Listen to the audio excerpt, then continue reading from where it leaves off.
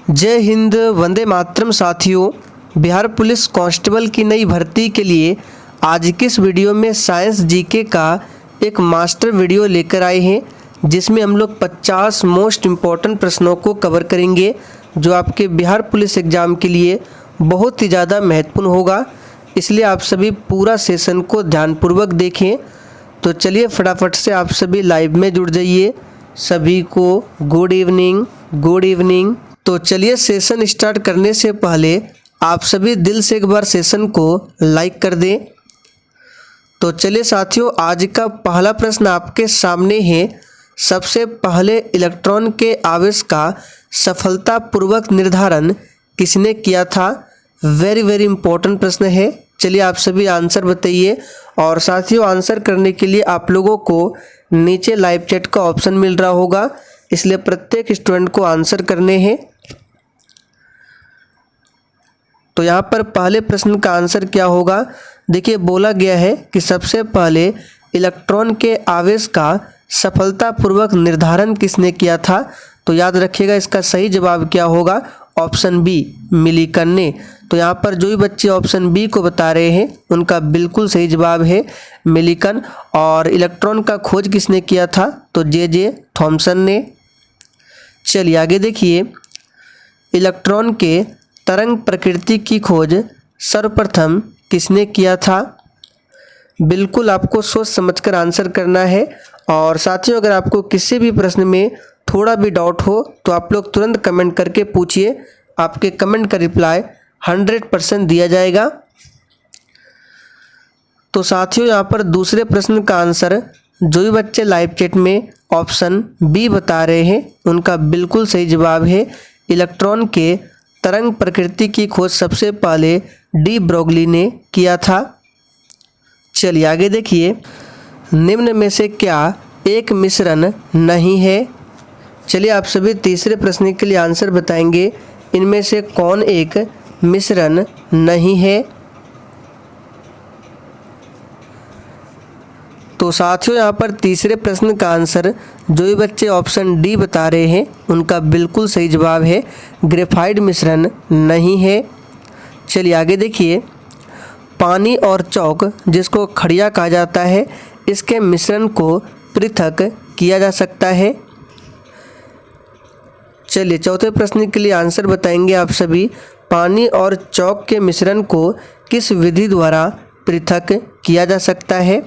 पृथक यानी कि अलग किया जा सकता है। तो याद रखिएगा, ये विधि क्या है? तो अवसादन विधि द्वारा। यहाँ पर फर्स्ट ऑप्शन जो ही बच्चे दिए हैं बिल्कुल सही जवाब है, अवसादन द्वारा। आगे देखिए, निम्नलिखित में से कौन सा तत्व प्रबल क्षारीय ऑक्साइड बनाता है जब ऑक्सीजन में जलता है? बिल्कुल आपको सोच समझकर आंसर करना है और एक भी प्रश्नों को स्किप नहीं करना है। चलिए आंसर कीजिए, इनमें से कौन सा तत्व है जो प्रबल क्षारीय ऑक्साइड बनाता है जब ऑक्सीजन में जलता है? तो ये है सोडियम। यहाँ पर बी ऑप्शन आपका सही जवाब है। सोडियम का सिंबल होता है Na, परमाणु क्रमांक 11, इलेक्ट्रॉनिक विन्यास 2, 8 और 1। चलिए आगे देखिए, टैकोमीटर वह उपकरण है जिससे मापा जाता है। चलिए आंसर बताएंगे फटाफट से। टैकोमीटर वह उपकरण है जिससे मापा जाता है। तो क्या मापा जाता है? तो यहाँ पर छठे प्रश्न का आंसर हो जाएगा क्या? याद रखिएगा, चाल। चाल को मापा जाता है टैकोमीटर से। यहाँ पर डी ऑप्शन जो भी बच्चे बता रहे हैं उनका बिल्कुल सही जवाब है, चाल। आगे देखिए, गति का अध्ययन क्या कहलाता है? चलिए आंसर बताएंगे। और साथियों, प्रैक्टिस सेट में आपके जितने भी प्रश्न सही होंगे आपको कॉपी में नोट डाउन करते जाना है। फिर सेशन के लास्ट में आपको अपना अपना स्कोर कमेंट करके बताना है। तो साथियों, गति का अध्ययन ये क्या कहलाता है? तो याद रखिएगा, काइनेमेटिक्स कहलाता है गति का अध्ययन। यहाँ पर पहला ऑप्शन आपका सही जवाब है। आगे देखिए, जब लिफ्ट की रस्सी टूट जाती है तो लिफ्ट में बैठा व्यक्ति कैसा अनुभव करता है? चलिए 8 के लिए आंसर बताएंगे। जब लिफ्ट की रस्सी अचानक टूट जाती है तो लिफ्ट में बैठा जो व्यक्ति है ये कैसा अनुभव करेगा? तो याद रखिएगा इसका सही जवाब है भार शून्य होगा। जो व्यक्ति होगा उसको लगेगा कि भार शून्य है। तो यहाँ पर सी ऑप्शन आपका सही जवाब है। चलिए आगे देखिए, निम्नलिखित में से किसमें घर्षण बल न्यूनतम होता है? चलिए आंसर बताएंगे। निम्नलिखित में से किसमें घर्षण बल न्यूनतम होता है? तो याद रखिएगा रोलिंग में घर्षण बल न्यूनतम होगा। आगे देखिए, फोटोग्राफी में मुख्य रंग कौन कौन से होते हैं? देखिए फोटोग्राफी में प्राथमिक रंग का उपयोग किया जाता है। तो अगर आपको पता है प्राथमिक रंग कौन कौन से हैं तो बताइए फटाफट से। तो यहाँ पर सही जवाब क्या हो जाएगा? याद रखिएगा लाल, हरा और नीला। तो सी ऑप्शन जो भी बच्चे दिए हैं बिल्कुल सही जवाब है, ये प्राथमिक रंग है। अब देखिए कुछ बच्चे कमेंट करते हैं कि लाल, पीला और नीला होता है प्राथमिक रंग, जो कि गलत है। देखिए प्राथमिक रंग 3 है, कौन कौन? लाल, हरा और नीला। याद कर लीजिए, आपको कन्फ्यूज नहीं होना है। चलिए आगे देखिए, एंटीबायोटिक क्लोरिलिन प्राप्त होता है। चलिए आंसर बताइए, एंटीबायोटिक क्लोरिलिन प्राप्त होता है किससे?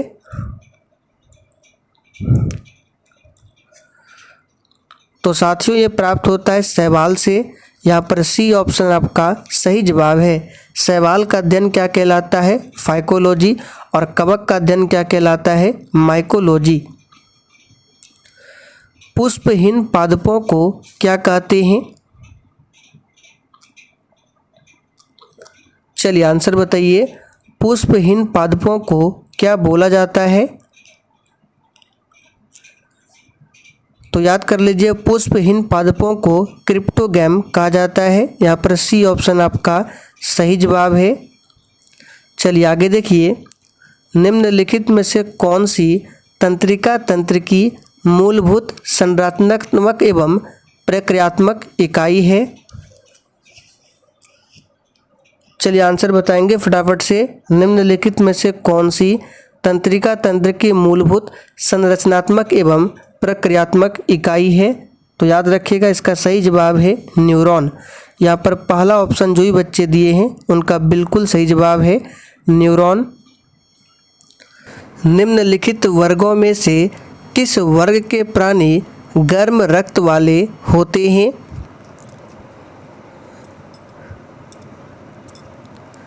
तो यहाँ पर इस प्रश्न का आंसर क्या हो जाएगा? याद रखिएगा पक्षी। चलिए आगे देखिए, निम्नलिखित में से मानव मस्तिष्क का वह हिस्सा कौन सा है जिसमें विचारों का संग्रह होता है? चलिए 15 के लिए आंसर बताइए फटाफट से। तो मानव मस्तिष्क का वह हिस्सा कौन सा होता है? ये होता है अग्र मस्तिष्क, जिसमें विचारों का संग्रह होता है। तो यहाँ पर बी ऑप्शन आपका सही जवाब है। चलिए आगे देखिए, पीलिया रोग शरीर के किस भाग को प्रभावित करता है? चलिए आंसर बताइए 16 के लिए। पीलिया रोग शरीर के किस भाग को प्रभावित करता है? तो याद रखिएगा इसका सही जवाब क्या है? यकृत। पीलिया रोग जो है ये यकृत को प्रभावित करता है। तो यहाँ पर डी ऑप्शन आपका सही जवाब है। यकृत ग्रंथि मानव शरीर की सबसे बड़ी ग्रंथि है। मानव शरीर की सबसे बड़ी कोशिका कौन सी है? चलिए बहुत ही सिंपल प्रश्न है। तो देखिए साथियों, मानव शरीर की सबसे बड़ी कोशिका तंत्रिका कोशिका है। यहाँ पर सी ऑप्शन आपका सही जवाब है, तंत्रिका कोशिका। आगे देखिए, मानचित्र पर बनाई गई वह रेखाएं जो समुद्र से बराबर ऊंचाई वाले स्थानों को मिलाती है क्या कहलाती है? तो इस प्रश्न को हमने आपको पहले भी बताया था कि मानचित्र पर बनाई गई वह रेखाएं जो समुद्र से बराबर ऊंचाई वाले स्थानों को मिलाती है उसको बोला जाता है कंटूर्स रेखाएं। यहाँ पर पहला ऑप्शन आपका सही जवाब है। आगे देखिए, निम्नलिखित में से कौन सा एक जीवाणु जनित रोग नहीं है। चलिए आंसर बताइए फटाफट से। और साथियों जिसने अभी तक सेशन को लाइक नहीं किया है, आप सभी सेशन को फटाफट से लाइक कर दें। तो इनमें से कौन सा एक जीवाणु जनित रोग नहीं है? याद रखिएगा इन्फ्लुएंजा, ये विषाणु जनित रोग है, यानी कि वायरस से होने वाला रोग है इन्फ्लुएंजा। आगे देखिए, कण खाली स्थान के द्विआश्रित आयन होते हैं। चलिए आंसर बताएंगे फटाफट से 20 के लिए।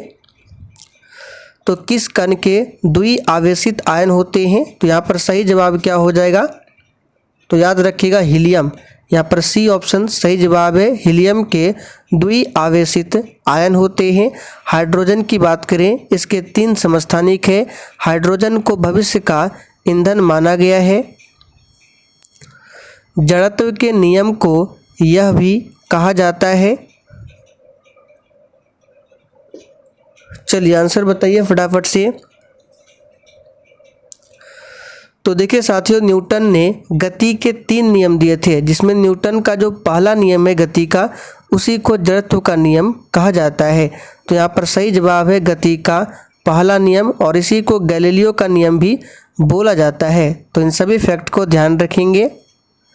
चलिए आगे देखिए, निम्नलिखित में से कौन एक सदिश राशि नहीं है? देखिए, सदिश राशि को व्यक्त करने के लिए दिशा के साथ साथ परिमाण के साथ साथ दिशा की भी आवश्यकता पड़ती है, लेकिन अदिश में ऐसा नहीं होता है। अदिश में केवल परिमाण की आवश्यकता होती है। तो यहाँ पर आंसर क्या होगा? कौन सदिश नहीं है?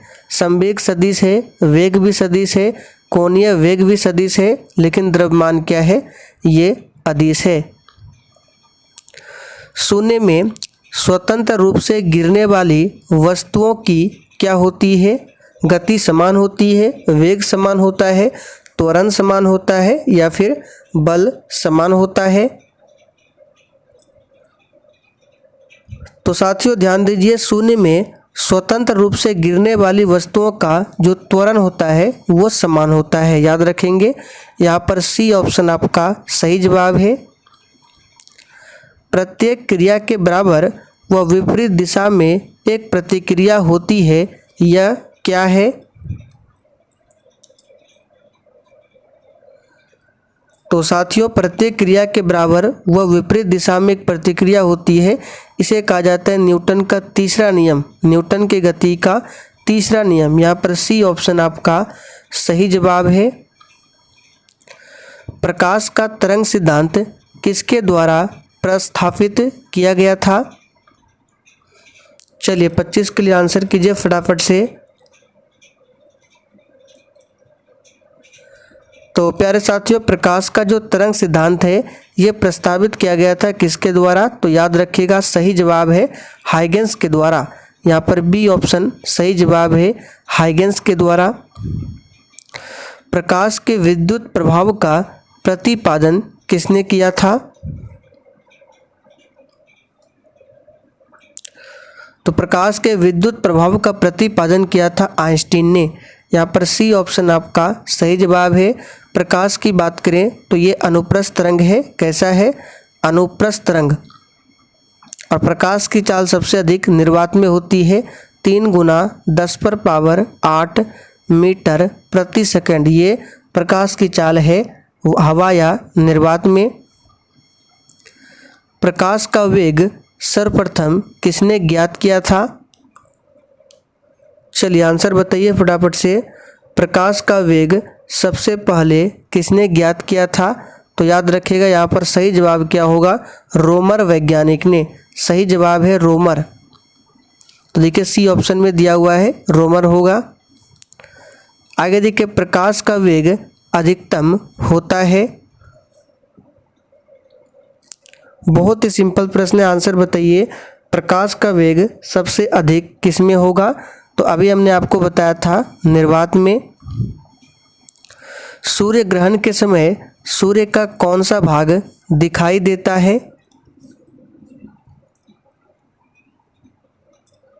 तो प्यारे साथियों, सूर्य ग्रहण के समय सूर्य का जो दिखाई देने वाला भाग है उसे बोला जाता है किरीट, यानी कि कोरोना कहा जाता है।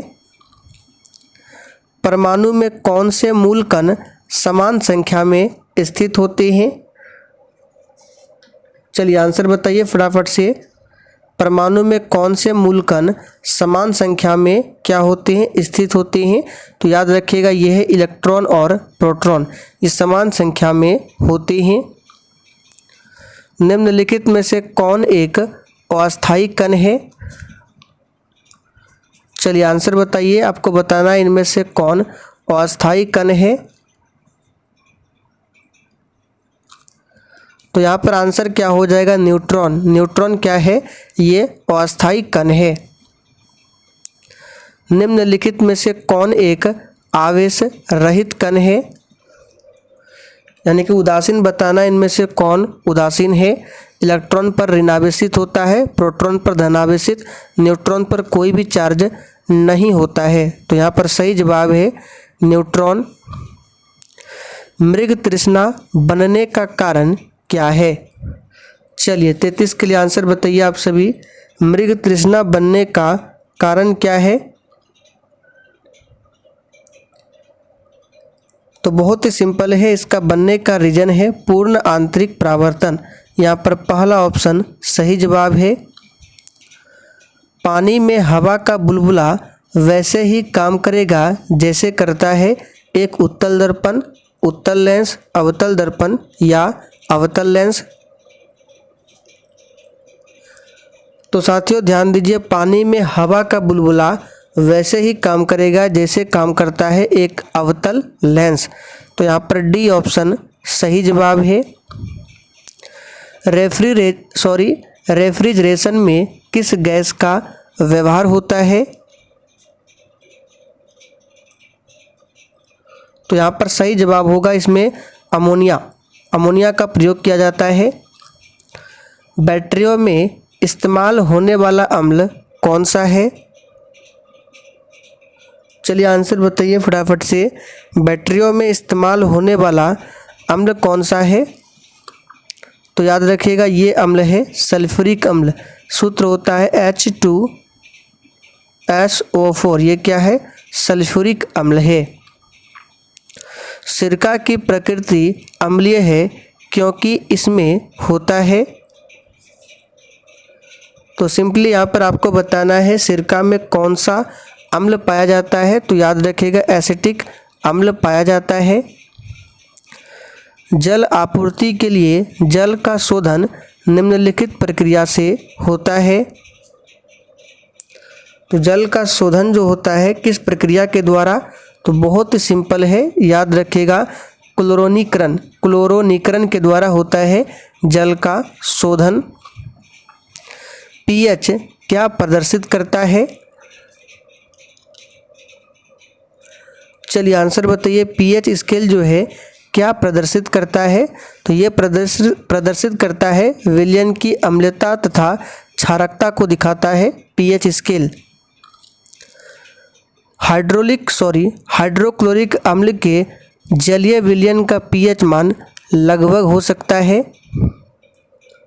तो यहाँ पर लगभग पूछा गया है। ऐसे तो 1.5 से लेकर 2 तक होता है।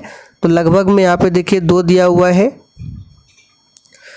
किस निम्नलिखित के जलीय विलयन का पीएच मान 12 हो सकता है?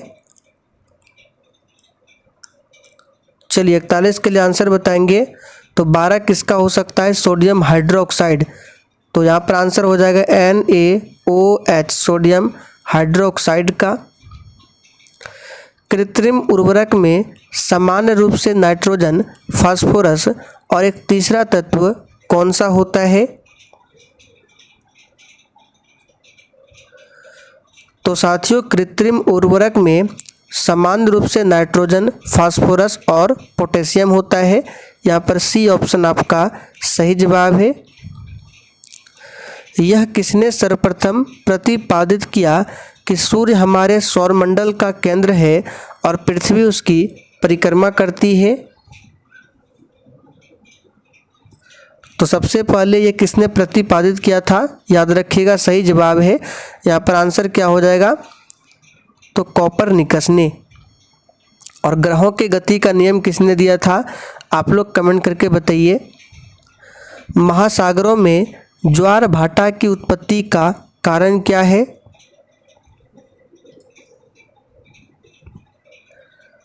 तो साथियों, महासागरों में ज्वार भाटा की उत्पत्ति का कारण क्या है? याद रखिएगा, सूर्य और चंद्रमा के संयुक्त प्रभाव, यही रीजन है महासागरों में ज्वार भाटा उत्पत्ति का। चलिए आगे देखिए, जेट इंजन किस सिद्धांत पर कार्य करता है?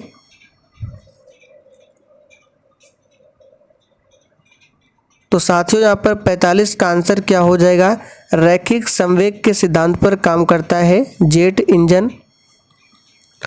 यदि पृथ्वी का गुरुत्वाकर्षण बल अचानक लुप्त हो जाए तो निम्न में से सही कथन कौन सा होगा? देखिए, फर्स्ट ऑप्शन में दिया गया है वस्तु का भार शून्य हो जाएगा, बिल्कुल सही है, लेकिन द्रव्यमान वही रहेगा। तो चलिए बी ऑप्शन भी देख लेते हैं। वस्तु का द्रव्यमान शून्य होगा, बिल्कुल गलत है। वस्तु का द्रव्यमान एवं भार दोनों शून्य, दोनों नहीं होगा। वस्तु का द्रव्यमान वही रहेगा, भार सिर्फ शून्य होगा। वस्तु का द्रव्यमान बढ़ जाएगा नहीं। तो यहाँ पर जो सटीक आंसर है पहला ऑप्शन है। ग्रहों की गति के नियम किसने प्रतिपादित किया था? अभी हमने आपसे यही प्रश्न पूछा था, इसका आंसर क्या होगा? केपलर। केपलर ने ही ग्रहों की गति का नियम दिया। निम्न में से किस विद्युत चुंबकीय तरंग की तरंगदैर्घ्य अधिकतम होती है? अब देखिए, यहाँ पर आपको ऑप्शन के अकॉर्डिंग बताना है, इनमें से बताना है इन चारों ऑप्शन में से किसकी तरंगदैर्घ्य अधिकतम होगी। तो याद रखिएगा, अवरक्त विकिरण की। ध्वनि स्वर की पिच किस पर निर्भर करती है? तो साथियों ध्यान दीजिए, ध्वनि स्वर की जो पिच होती है ये निर्भर करती है आवृत्ति पर। सही जवाब है बी ऑप्शन। और ध्वनि की बात करें तो ये अनुदैर्घ्य, याद रखिएगा अनुदैर्घ्य, एक होता है अनुप्रस्थ तरंग और एक है अनुदैर्घ्य। तो ध्वनि जो है अनुदैर्घ्य तरंग का उदाहरण है, और ध्वनि कभी भी निर्वात में गमन नहीं करती है। ध्वनि की चाल सबसे अधिक ठोस माध्यम में होती है, उसके बाद द्रव में, और सबसे लास्ट में गैस में। घरेलू विद्युत तार सापिन मूलतः, यहाँ पे देखिए घरेलू जो विद्युत तार होता है ये किस क्रम में जुड़ा होता है आपको बताना है। तो बहुत ही सिंपल है, घरेलू विद्युत तार जो होता है समांतर में संबंधित होता है। समांतर में ये क्या होता है? जुड़ा हुआ होता है। तो यहाँ पर बी ऑप्शन सही जवाब है। चलिए आगे देखिए, ये आखिरी प्रश्न आप लोगों के लिए है जिसका आंसर आपको नीचे कमेंट बॉक्स में बताना है। निम्न में से कौन सी युक्ति विद्युत ऊर्जा को यांत्रिक ऊर्जा में बदलती है? इस प्रश्न का आंसर आप सभी को देना है। तो चलिए साथियों, आज के लिए इतना ही। सेशन पसंद आया हो तो सभी लोग सेशन को लाइक करके और अधिक से अधिक सेशन को अपने सभी दोस्तों के साथ ज़रूर शेयर करें।